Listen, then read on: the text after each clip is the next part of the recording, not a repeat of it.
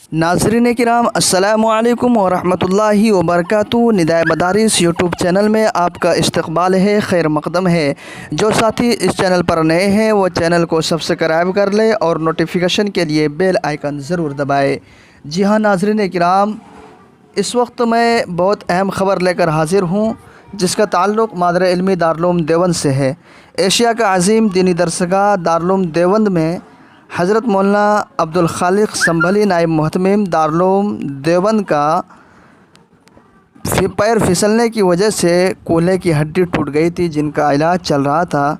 अब ये ख़बर आ रही है कि हज़रत को मेरठ भाग्या श्री हॉस्पिटल में भर्ती कराया गया है, जहां आपका हड्डी का ऑपरेशन भी होना है।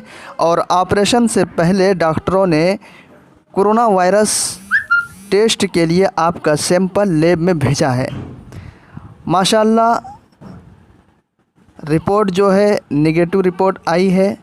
आज ऑपरेशन होगा, इसलिए तमाम मुहिब्बीन, तलबा और हज़रत के चाहने वालों से गुजारिश है कि हज़रत के लिए दुआ करें। अल्लाह तबारक व तआला हज़रत के इस ऑपरेशन को कामयाब बनाए और जल्द अज जल्द हज़रत को शिफाए कामिला आजिला दाइमा मुस्तमर्रा अता फ़रमाए।